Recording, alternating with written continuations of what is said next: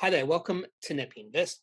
We're almost halfway through July and we're starting to see Appendix 4Cs and 5Bs, which are quarterly cash flow reports for small companies on the ASX coming through. XREF was the first company to release their Appendix 4C, July the 6th. And on July 11, we saw two more companies release their Appendix 4C, N1 Holdings and Althea. I won't do dedicated videos for both these companies, so I'm just going to combine these two Appendix 4Cs in the one video. We also saw a few mining exploring companies release their Appendix 5Bs. I'm not going to look at those companies because they're mining exploring companies and they have zero cash receipts. I'm recording this video, or I've started recording this video at 9:15 a.m. And so far, on July the 12th, we've seen a further three companies release their Appendix 4C. Self Wealth, usually are one of the first companies to release their quarterly report. Worker, WRK, don't know much about that company. And Hydrex, I'll probably do a dedicated video on Self Wealth because I've always done dedicated videos on that company. And I might combine Worker and Hydrex into the one video. Worker looks interesting. Hydrex, I've actually known about for 9 years. And the main reason I want to talk about that company is because of the interesting history behind that company, particularly in 2013. Now, let's get into this video and talk about N1 Holdings and Althea. First company I want to look at is N1 Holdings. Now, probably the best way to describe N1 Holdings is they are a non-bank lending, so financial services company, in particular, small to medium-sized enterprise lending, commercial loans, private lending, home loans, and asset management. This company is small with a market cap of only $19 million. That's at a share price of 22 cents. Now, in saying that, this company is operating cash flow positive, not only for the quarter, but also quite impressively a high operating cash flow for the year, $11.8 million for the financial year 21, $1.5 million for the recent quarter. Now, the reason why they were significantly operating cash flow positive for the financial year is the Section 1.8 net cash from commercial lending, $8.5 million for the financial year, only $877,000 for the quarter. So I want to understand what that net cash from commercial lending actually is. Now, this company doesn't spend a lot of money in financing and investing activities. So the fact that they were operating cash flow positive by $1.5 million in this particular quarter, all of that fell to the bottom line, and the cash on hand for this company increased from 12.5 million to 14.1 million. Now, because this company is a non-bank lending company, the amount of lending capital is highly important, and they've actually increased that to over $100 million. They released an announcement at the end of May in regards to that, and they reiterated that in the commentary of this particular Appendix 4C. So they have over $100 million available to lend. I think they probably have lent most of that out, given they have receiving or did receive $3.4 million in receipts from customers in this particular quarter. So things are looking good for N1 Holdings. Company is operating cash flow positive, a small markup of only $19 million. So potential value when you do look at this company. So let's have a look at the cash receipts history, and then we'll finish that off looking at the chart for this company. Now, I have been tracking N1 Holdings for a while, almost 6 years, actually over 6 years, back to the March quarter 2016. You can see from the time I started tracking this company all the way through to the middle of 2021, this company was not growing their cash receipts at all. Cash receipts was hovering around about $1 million per quarter. And then something happened towards the end of 2021 where cash receipts just started to climb. And in fact, cash receipts have increased from 1.3 million to 3.4 million. And I would like to see this trend continue over the next few quarters. That remains to be seen. But things are looking positive for N1 Holdings right now. We are starting to see the cash receipts increasing after a long period where cash receipts were doing absolutely nothing. In N1 Holdings' commentary of their Appendix 4C, they did release their financial performance for financial year 22. And when you compare it to financial year 21, this company is growing, and some impressive growth here. Revenues more than doubled from 5.4 million to $11 million. Net profit, not quite tenfold increase, albeit it is off a low base, from 140,000 to 1.1 million. EBITDA has almost doubled from 1.1 million to 1.9 million. So things are moving in the right direction for N1 Holdings. And not only are things moving in the right direction, the market really hasn't caught on to this story just yet. market cap of this company is less than $20 million at 22 cents. So there is potential that there might be some value for this company.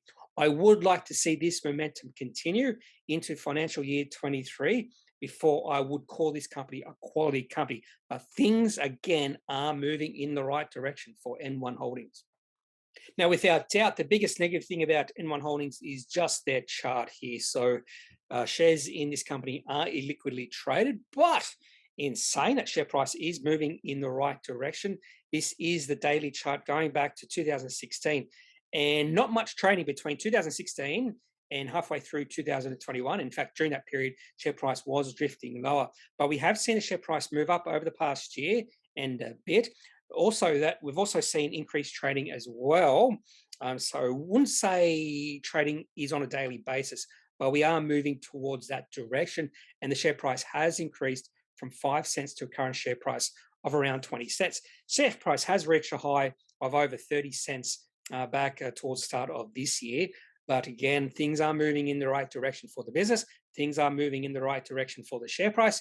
And the only thing I'd like to see is continued momentum in the business itself and continued momentum in the share price as well. The last company I want to look at is Althea, and this is an interesting company. I have been starting to follow this company a little bit more closely over the past few quarters because their cash receipts growth is intriguing and impressive. We'll have a look at that cash receipts growth in the next slide. However, in saying that, the company is not operating cash flow positive. So that's the one thing I'd like to see in regards to Althea. Now, what does Althea do? This is a marijuana company. If you remember about 5 years ago, marijuana was all the rage. Now, Althea has two divisions. So they have a medicinal pharmaceutical division or subsidiary. They also have a recreational division or subsidiary. And I think the recreational side of the business is doing a little bit better than the other side, the pharmaceutical or medicinal side. Now, receipts of customers in the June quarter, 6.5 million. For the full year, 22 million. So just based off comparing the quarter to the full year, this company is growing the cash receipts quite impressively. We'll be able to show that. I'll be able to show that in the next slide. But the company is not operating cash flow positive. In fact, they were negative by $1.1 million in this quarter and $9 million for the full financial year. So that is the biggest negative thing about Althea right now. Now, they're not highly valued, only a market cap of $30 million. That's at a share price of 9.6 cents. However, in saying that, share price was 6 cents not that long ago. So there has been an increased interest in Althea over recent months. And on the back of the release of this Appendix 4C, share price did increase by over 20%. So the market did like this quality report from the company. They also have $6.6 million of cash on hand with no debt. That means the enterprise value of Althea right now is closer to $20 million than it is to $30 million. Now to that impressive growth in receipts for Althea. This goes back to September quarter 2018, so almost 4 years of history here. And back during the first 4 quarters or so, cash receipts was less than 500,000, and they've grown cash receipts from less than 500,000 to $6.5 million. So it's continual growth in receipts quarter on quarter. It's only been 2 little periods here where receipts look like they were going sideways. During 2021, particularly the first 3 quarters there, receipts look like they're going sideways. We had receipts of 2.6 million, 2.8 million, 2.8 million. Then all of a sudden receipts have just exploded and receipts have more than doubled since then. So very impressive growth in receipts over time here for this company. This is exactly the sort of receipts history you want to see for any company. So definite positive here for Althea. Of course, the only thing I'd like to see this company achieve is becoming operating cash flow positive. And until then, I'll keep this on my watch list and just pay attention to how this company performs in subsequent quarters. Now to the chart of Althea, and this goes all the way back to when they listed on the ASX back in 2018. Share price has been as high as $1.45 in 2019. Was that the period where we saw marijuana go through that hype stage? So I was thinking maybe 5 years ago, maybe it was only 3 years ago. So share price high for Althea was $1.45. Share price then fell back from that $1.45 all the way to about 17 or 16 cents. And we did see the share price hit that level and then bounce off it. The reason it bounced off it was, if you go back to the end of 2018, 18. That's where the share price was at a low. So about 17 cents was a natural support level for this company. However, that support level was broken at the start of 2022, and we have just seen share price drift lower ever since then. However, there has been an increase in interest in this company over the past few weeks, maybe in the past few months. So let's have a look at that increased interest by looking at the daily chart. So as we look at the Althea's daily chart, and this goes back to around about July 2021, share price in a well-defined downtrend. We have seen these small periods of the share price rallying. We saw it in October 2021, also in March of this year. You can see in March of this year, the share price went from 12 cents back to 22 cents in about 5 to 6 trading days on nice volume as well. And we have seen a share price rally again over the past 2 weeks. Share price has increased from 6 cents to 9.6 cents on increased volume. But you notice the share price has moved from well below the 50-day moving average towards the 50-day moving average. So it seems like any time share price of this company gets in between the 50-day and the 100-day moving average, that's the time to sell. And maybe that's what's happening right now. Remains to be seen. But again, the market has reacted positively to this Appendix 4C. So maybe this is the catalyst for a shift in sentiment around this company. I'll just say right now, sentiment around this company is still negative, but this could be the first positive step for this company moving forward. That's all I have for this video, looking at two companies who released their Appendix 4C on July 11, N1 Holdings and Althea.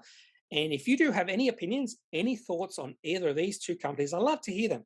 So leave those opinions, those thoughts in the comment section of this video. Otherwise, I'm not a financial advisor.